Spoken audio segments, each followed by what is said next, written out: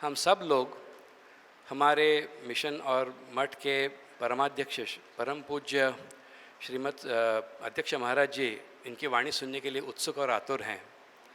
मैं आपसे अनुरोध करता हूं कि आप आपका आशीर्वचन प्रदान करके हम पर कृपा करें और लाभान्वित करें। ओम स्थापकाय च धर्मस्य सर्वधर्मस्वरूपिणे अवतार वरिष्ठाय रामकृष्णाय ते नमः।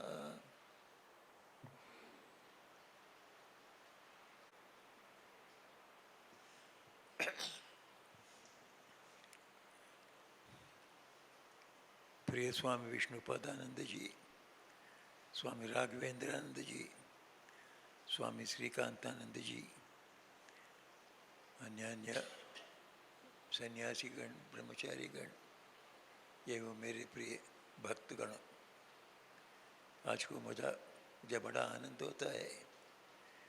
यहाँ कुछ समय के बाद अर्थात ये मंदिर के जो उद्घाटन हुआ उसके बाद अभी आ रहा हूँ।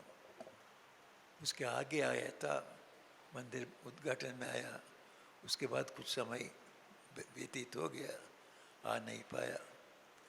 इतना सुंदर ये गार्डन रूम सुंदर आया है। जब मंदिर के उद्घाटन में समय में छोटे छोटे पौधे थे, बड़े बड़े हो गए, तब शायद जो भगत भी जो छोटे छोटे बालक थे, अभी बड़े बड़े आप हो गए। और यह आश्रम इतना सुंदर दिखता है।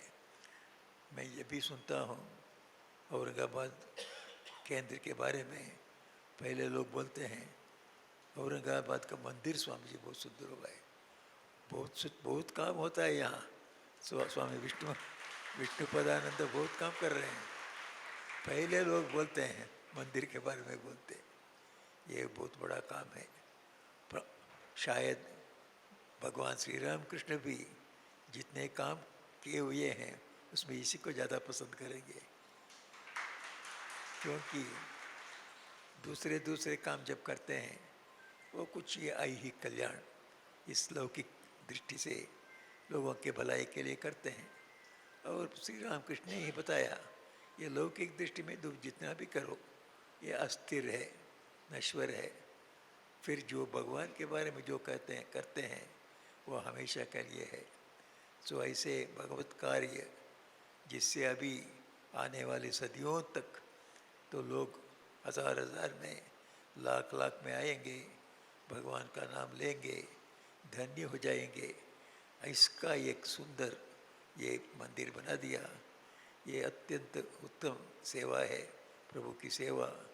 मैं प्रभु से प्रार्थना करता हूँ इस एक काम के लिए, और दूसरा काम छोड़ दीजिए, उसको अनंत काल का आनंद और प्रभु का कृपा वर्षण होते रहे, ऐसा उनसे प्रार्थना करता हूँ। और जो उनकी सहायता करी इस काम में, उन सबों के लिए प्रभु उनका कृपा उन पर वर्षण करें, यह मैं प्रार्थना करता हूँ। अभी नववर्ष गया है सब लोगों का, तो महाराष्ट्र, कन्नड़ा, कर्नाटका, तमिलनाडु, अभी 15 तारीख को बांग्ला नववर्ष हुआ है। सबका नवा वर्ष का आशीर्वाद एवं भाल मनसी ज्ञापित करता हूँ।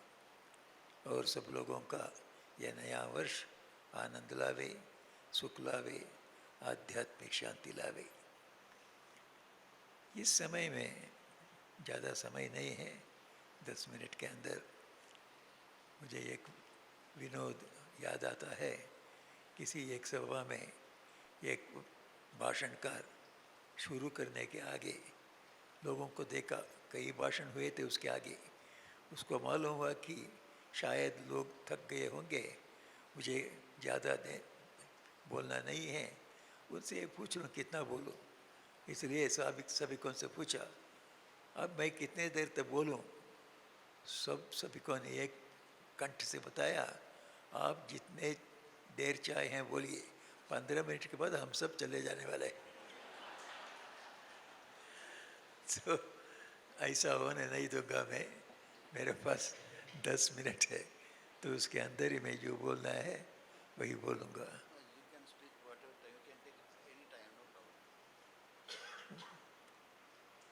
ये सो आप सब लोगों ने बड़े सुंदर भाषणकार हमारे स्वामी राघवेंद्रानंद जी, श्रीकांतानंद जी से सुने हुए हैं, इसलिए उन्हीं बातों को मैं दोहराना नहीं चाहता हूँ। ऐसे ही आप सब लोग तो पढ़े लिखे हैं, भगवान श्री राम कृष्ण, शारदा देवी, विवेकानंद जी के बारे में जानते ही हैं। फिर एक विषय को लेकर मैं दो एक बात कहूँगा, वो है भगवान श्री राम कृष्ण का सबसे बड़ा उपदेश और भगवत गीता का भी उपदेश है वो। तो वो है, श्री राम कृष्ण कहते थे, तुम सबको भगवान के ऊपर छोड़ के उनके शरणागत होके जियो। इस जगत में जीने में तुम्हारा कष्ट कम होगा और यहाँ जितना आनंद और सुख मिलना चाहिए वो मिलेगा। और तुम्हें जो आध्यात्मिक ज्ञान, मैं आत्मा हूँ, मैं परमात्मा का अंश हूँ, परमात्मा ही मेरे पूर्ण पिताजी हैं, मैं उनकी संतान हूँ, इसका ज्ञान भी तुमको होगा। किस लिए, कैसे होगा? उनके शरणागत होकर जीने के लिए। ये उनका सबसे बड़ा उपदेश था गृहस्थों के प्रति। स्वामी जीओं पे वही उन्होंने बताया, भगवान के ऊपर छोड़ दो, भगवान की खेल है ये सब, ये दुनिया सब उनकी खेल, उनका एक ड्रामा है। तुमको जो पार्ट मिला है उसको अच्छा एक्ट करो, इसी में से तुम्हें सब मिलेगा। उसमें बोलने की ज़रूरत नहीं। तो मेरा राजा का पार्ट मिल गया, मैं बड़ा हो गया, तो मेरे रंग का पार्ट मिल गया, मैं कम हो गया। बिल्कुल ठीक नहीं है। सबको एक ही महीना मिलता है, आखिर में जो रंग का पार्ट करता है उसी को भी 50,000 मिलेगा और राजा का पार्ट को 50,000 मिलेगा। तो प्रभु की लीला इस जगत में, अपने अपने कर्तव्य को हम अच्छी तरह संभाले और उसको भी भगवान को समर्पित कर दे। प्रभु ये मैं कर पाया तुम्हारी शक्ति से, मैं ये मेरा शरीर और यह मन, तो इसके बीच तुम्हारी ही शक्ति काम करी, तो तुम्हारी शक्ति से ही ये काम हुआ है, इसलिए इसका कर्ता भी तुम ही हो और कर्म भी तुम्हारा है, कर्म फल भी तुम्हारा है। मैं क्या हूँ? मैं तुम्हारा संतान, तुम जो खेल रहे हो उसको तुम भी देख रहे हो, मैं भी देखूँगा। तो ऐसे भगवान के संतान के रूप में, भगवान के शरणागत के रूप में हम जीवन जिए, तब श्री रामकृष्ण कहते हैं इस दुनिया में भी तुम्हें शांति मिलेगी, सुख मिलेगा। एवं आध्यात्मिक जीवन में भी धीरे धीरे आगे बढ़ के आध्यात्मिक जीवन का लक्ष्य भगवान श्री रामकृष्ण बार बार कहते हैं भगवान का लाभ है। ईश्वर साक्षात्कार ही मनुष्य जीवन का उद्देश्य है, बार बार कहते हैं। इसको कैसा मिल सकता है? सिर्फ ज्ञान भक्ति वैराग्य से मिल सकता है। तो ज्ञान भक्ति वैराग्य कैसे मिले? प्रभु की प्रार्थना से मिलेगा। प्रभु तो हमारे माँ पिता सब कुछ है, इसी को तो कहते हैं शरणागति।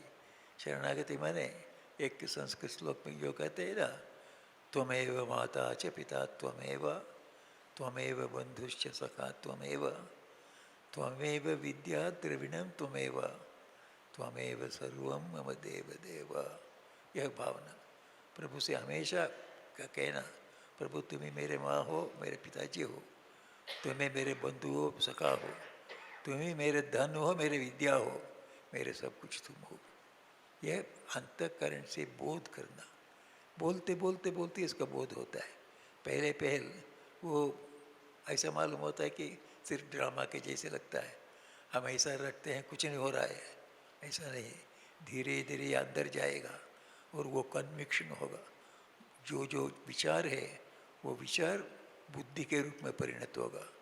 बुद्धि के बाद और भी गहरा जाके वो कन्विक्शन के रूप में आ जाएगा, आपके जीवन को बदला देगा। इसलिए हम हर वक्त सोचना चाहिए, हम करेंगे फिर हमेशा सोचेंगे प्रभु तुमने कराया, इसलिए कर्तृत्व तुम्हारा है, तुम ही करता हो। इससे क्या होगा?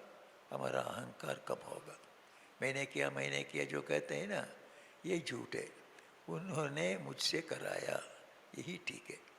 इसको हमारे मन में सोचते सोचते जो करते हैं, उनके सब कुछ जो है अच्छा चीज़, जो दुनिया वाले में आनंद देने वाला दुनिया जीवन में, या वो आध्यात्मिक जीवन जो आगे ले जाने वाला है, ऐसे चीज़ों को मैं जो है उसका रक्षण करता हूँ, जो नहीं है उसको ला के देता हूँ, उसको ढो के ला के देखता हूँ।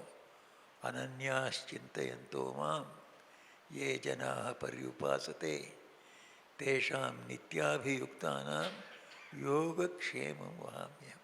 योग बने जो नहीं है उसको ला के देना, क्षेम बने जो है उसकी रक्षा करना। आपके पास 50 लाख है, आपसे कमाया हुआ, आप अच्छे धर्म के लिए काम कर रहे हैं, मैं ही उसकी रक्षा करूँगा, कोई उसको नहीं ले सकेगा। और तो आपको और भी कुछ चाहिए, ऐसा एक मंदिर बनाना चाहिए। इस मंदिर का खर्चा हुआ है 28 करोड़ हुआ है। तो मुझे आश्चर्य हुआ, हमारे चेन्नई का मंदिर 7.5 करोड़ में हुआ, उसके लिए कितना कष्ट करना पड़ा। ये स्वामी जी 28 करोड़ खर्च के ये मंदिर बनाया, कितना कष्ट सहा होगा। इतनी शक्ति उनको किसने दिया? प्रभु ने दिया। तो योग क्षेम वरम, जो है उसकी रक्षा करता हूँ। जो शक्ति तुम्हारे अंदर नहीं है, फिर तुम आरंभ कर दिया बड़ा काम, मैं ही शक्ति दूंगा। मुझे धन नहीं है, मैं ही धन ला के दूंगा। ये सत्य बात है। ये सत्य बात, इसको निरूपण करने के लिए कई पुराणों में घटना है। जयदेव जी जो आपके गीत गोविंद के करता है, गीत गोविंद का गान तो सभी करते हैं यहाँ भगवान कृष्ण के बारे में। ये गीत गोविंद का करता जो कवि, ठीक है,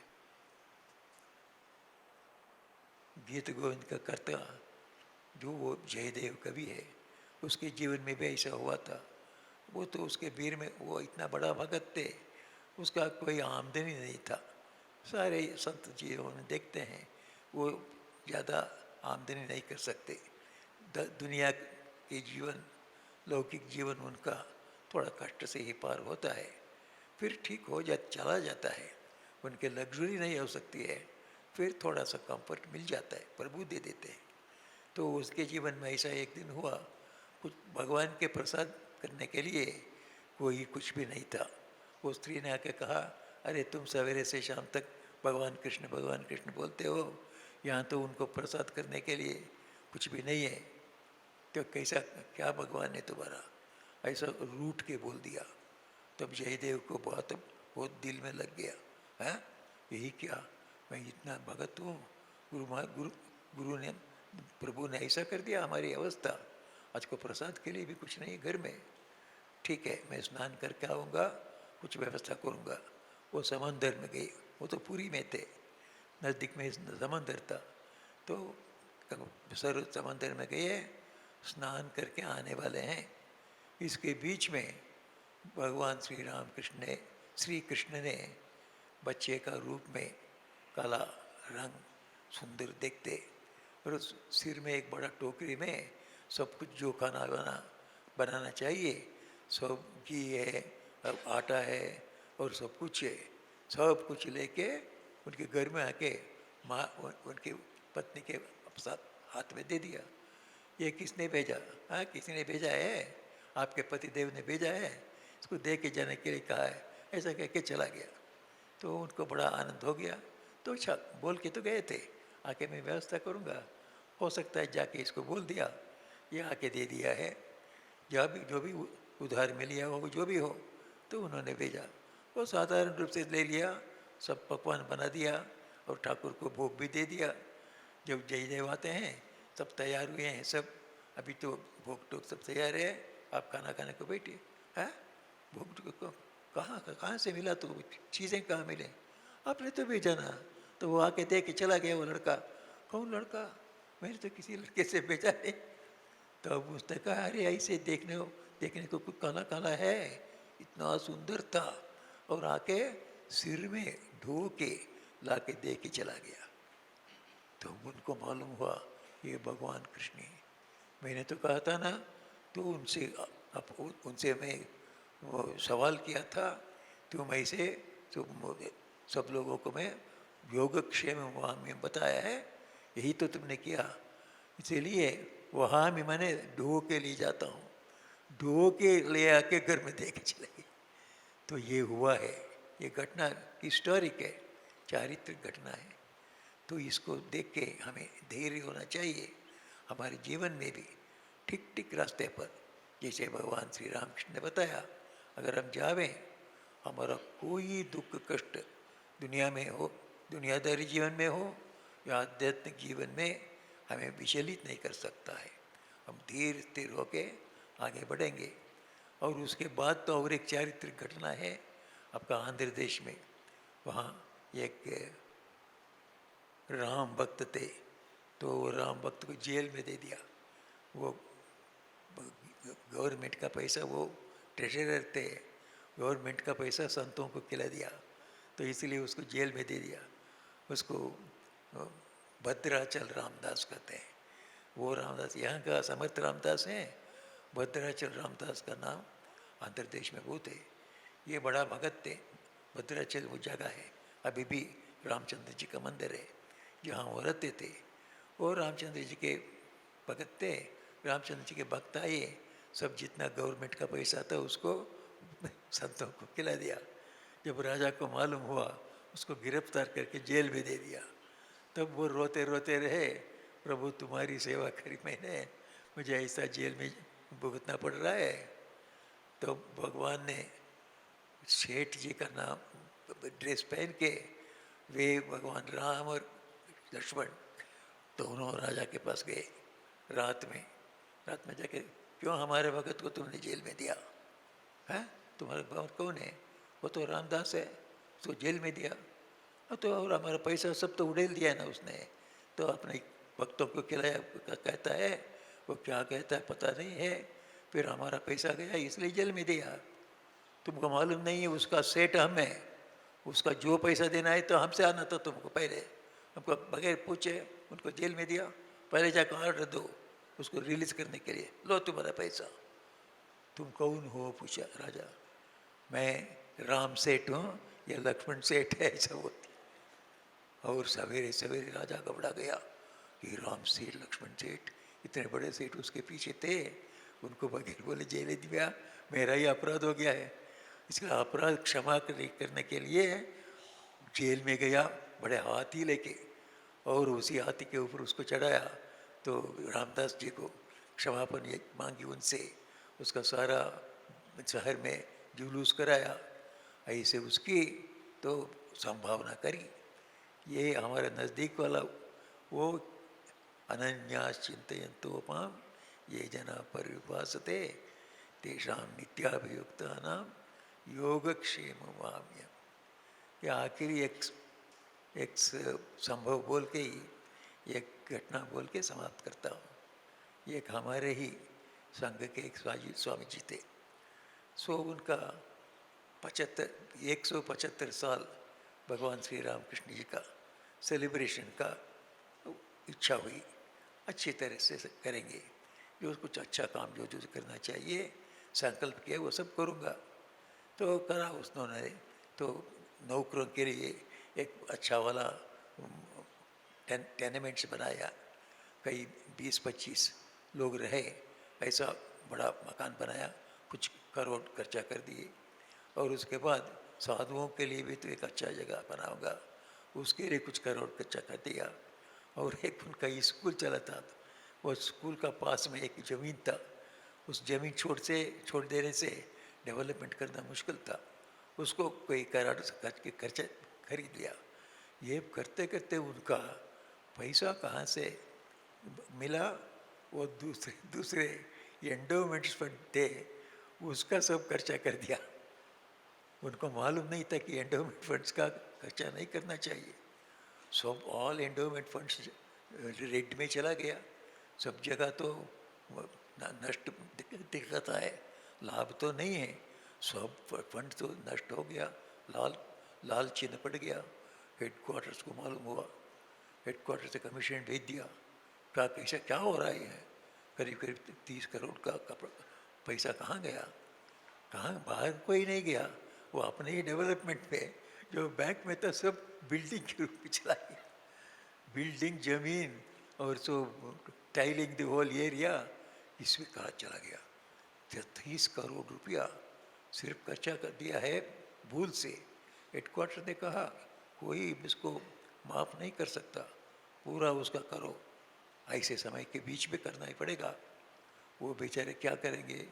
तो उन्होंने उनसे जाके पूछा, ये कमीशन वालों ने, आप क्या इरादा करते हैं, आप कैसे इस 30 करोड़ को पूर्ति करेंगे? उन्होंने कहा मुझे कोई पता नहीं, मुझे कोई बड़ा आदमी मालूम नहीं है, प्रभु से प्रार्थना करता हूँ, इतना ही मैं कर सकता हूँ। तो ये लोगों को बड़ा गुस्से में आ गए। वो जाके हेडक्वार्टर में बोल दिया, वो स्वामी जी कहते हैं तो भगवान से प्रार्थना करते हैं और भगवान उनके पास आके उनकी तरफ होके इसको ठीक कर देंगे। तो वहाँ भी उनको और भी ज़्यादा गुस्सा आ गया है, ऐसा बोलते हैं भगवान आके उनकी सेवा, उनकी मदद करेंगे। और ऐसा हुआ, वो जो स्वामी जी जहाँ थे उनके पहचाने कोई नहीं थे, ऐसे अनपहचान कोई एक महिला, उसके नाम से एक बड़ा बंगला था। वो बंगला करीब करीब कई करोड़ के यहाँ थे, कितने करोड़ के उसको मालूम नहीं है।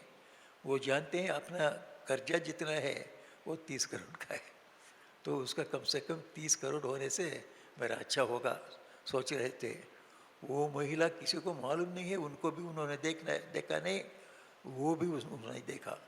वो आखिर में मालूम हुआ तो एक बड़े डॉक्टर की स्त्री है, उसका हस्बैंड मर गया, संतान नहीं था, उसके जो संपत्ति थी उसको मिशन के नाम में लिख के चला गया। वो किसी मिशन का नाम के लिखना नाम क्या है, वो सिर्फ डिक्टेशन किया किसी को, तो मैं इसको रामकृष्ण मिशन को देता हूँ, ऐसा लिख के मर गई। वो सिर्फ वो कागज़, उसके ऊपर उसका सिग्नेचर है, उसको कोई गवाही नहीं है, नो एविडेंस नहीं है, कोई डॉक्टर का कोई रजिस्ट्रेशन नहीं है, कोई कोर्ट का। वो कागज़ वो पड़ा था उसकी तिजोरी में, उसके कैश चेस्ट में। जब उनके रिश्तेदार आके देखा, सब कुछ देखने का ये कागज़ मिला, इसमें रामकृष्ण मिशन के नाम पर वो पूरा बंगला लिख के चले गए। इतना ये कलयुग में देखिए, वो रिश्तेदार इतने ऑनेस्ट निकले, मैं कहूँगा भगवान श्री रामकृष्ण ने उनको उस क्षण के लिए ऑनेस्ट बना दिया। वो सीधा ले आके हमारे पास में उसको दे दिया। उसमें कोई लीगल स्ट्रेंथ कुछ नहीं है, कोई गवाही नहीं है, एविडेंस नहीं है, लॉयर नहीं है, कुछ भी नहीं है, सिर्फ कागज में। फिर उसी के हैंड राइट में साइन के सिग्नेचर ठीक है, उसको आइडेंटिफाई कर दिया, वो टिक टिक वही महिला के है।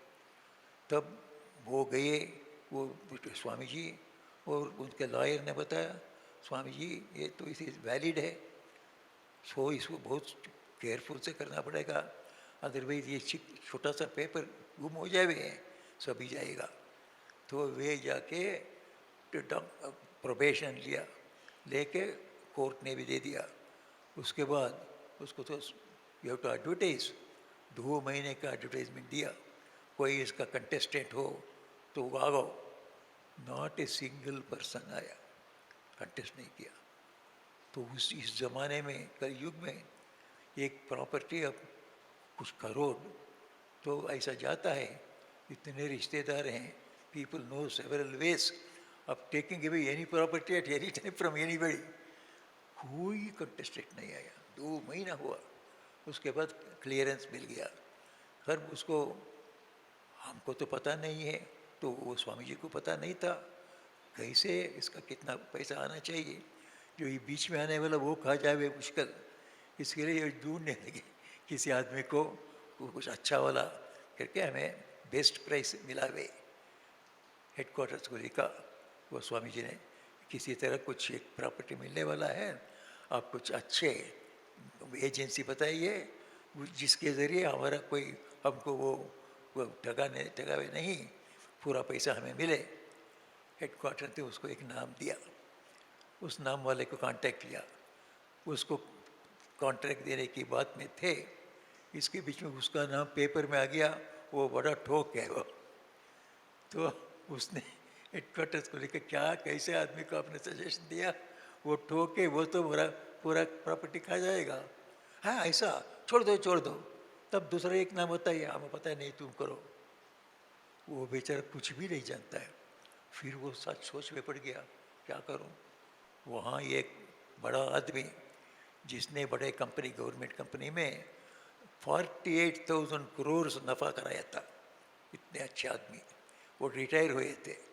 वो सीधा रामकृष्ण मिशन में आए, आके उस स्वामी जी से कहा, स्वामी जी मैंने निश्चय किया, मुझे बहुत कंपनी वाले बोलते हैं मेरे पास आ जाओ, मेरे पास आ जाओ, क्योंकि मैं 48,000 करोड़ उस दूसरी कंपनी के लिए मैंने नफ़ा कराया, लाभ कराया। मैं डिसाइड किया कोई काम नहीं करूँगा अभी मैं ऐसे रामकृष्ण मिशन की जैसे इंस्टीट्यूशन में काम करने के लिए आया हूँ, आपकी क्या सेवा करूँ बताइए। अरे पहले एक आदमी को ले आओ जो इसको ठीक बिक्री करे, हमें मैक्सिमम कॉस्ट हमें दिलाए। ही वेंट एंड 3 डेज के बीच में उस स्वामी जी के पास लाया एक कंपनी को, इतना अच्छा कंपनी। उन्होंने कुछ शर्त लगाया, तो हमें 4 महीना समय दीजिए, इसके अंदर हम ठीक ठाक करके देंगे। पूरा ठीक ठाक कर दिया। आखिर में उनको हाईएस्ट प्राइस 33 करोड़ मिला उनको। उनका नष्ट हो रहा था 30 करोड़, 33 करोड़ मिल गया उनको। और वो भी कैसा मिला, वो आदमी, वो बहुत बड़ा आदमी, वो भी वो कंस्ट्रक्शन, बहुत से बिल्डिंग्स कंस्ट्रक्शन करिए, वो उसको ने वो आके उनको धन्यवाद देता है वो स्वामी जी को, प्रभु आपकी कृपा से, आपके पुण्यवान, आपकी प्रॉपर्टी हमें मिल रहा है, तो मैं बहुत धन्यवाद देता हूँ आपको। आपको कुछ करने की ज़रूरत नहीं, आपका पेपर सब दिखाइए, हम देख के जाएंगे, कल सवेरे आपको चेक भेज देंगे। तो सिर्फ उन्होंने पेपर देखा, उसको सील कर दिया, एक कवर में रख दिया। आप सवेरे आपके आदमी को, हमारा आदमी आपके पास आएगा और आपका आदमी भी रहेगा, ये कवर को उसको दीजिए, मेरा चेक आप ले लीजिए। अपने टेबल पर वो स्वामी जी कहते हैं वो 33 करोड़ से रख के चला गया, धो के आके भगवान देता। ये आज को हुआ हुआ घटना है। वो जो स्वामी जी है वो यही है।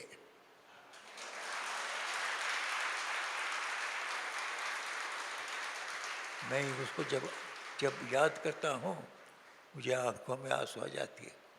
प्रभु हमारे एक भूल का कार्य को ठीक करने के लिए, कर्जा मिटाने के लिए कोई पैसा देता है, कोई इनके जैसे मंदिर बनाने से पैसा देते हैं, मैं मानता हूँ। कोई मैंने कर्जा कर दिया, भूल से पैसा चला गया, इसके लिए पैसा तो कोई देंगे, कोई दे नहीं सकेंगे। फिर कैसा आया, कैसा करा, कितनी अड़चनें थी, सबको निकाल दिया।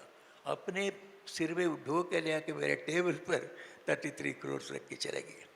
इसलिए मैं कहता हूँ वो भद्राचल रामदास को जैसे जेल से छुड़वाया, वही परमात्मा ने इसको छुड़वाया है इस कलयुग में। इसका अर्थ ये है, अभी भी आज भी सब लोगों की रक्षा कर रहे हैं भगवान श्री रामकृष्ण। आपका जो भी भूल हो, आप तो भूल करेंगे ही, हम तो शिशु है, हम तो नादान हैं। फिर वो देखते हैं कि ये हमारा भगत है, ये इसीलिए इसके भक्ति के लिए मैं ही सब कुछ करूँगा। आपके भूल सब ठीक हो जाएगा, आप आगे बढ़ते जाएंगे। फिर ये भावना को रखिए, आपके पीछे भगवान हैं, आप भगवान को पूर्ण शरणागत है। ये शरणागति का रास्ता भगवान श्री रामकृष्ण बार बार बोलते थे, शरणागत हो जाओ, वो वे सब तुम्हारे लिए करेंगे। तो आप सब लोगों के ऊपर भगवान श्री रामकृष्ण का आशीर्वाद वर्षण होते रहे। आप सब लोगों के ऊपर उनकी कृपा से आपका जीवन, लौकिक जीवन एवं आध्यात्मिक जीवन आनंद से रहे, ऐसे प्रार्थना करता हूँ।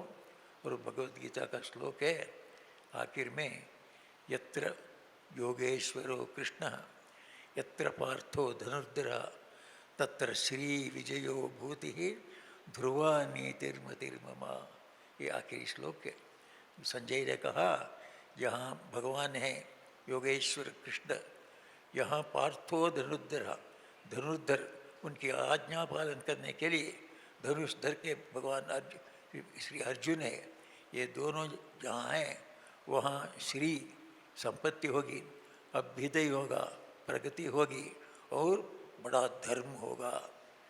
भगवान श्री राम कृष्ण ही हमारे श्री कृष्ण हैं, स्वामी विवेकानंद जी हमारे अर्जुन हैं। ये दोनों आए हैं यहाँ। तत्र योगेश्वर कृष्णो यत्र पार्थो धनुर्धर, श्री ही विजय भूति ही ध्रुवा नीति ही मतिर्मम।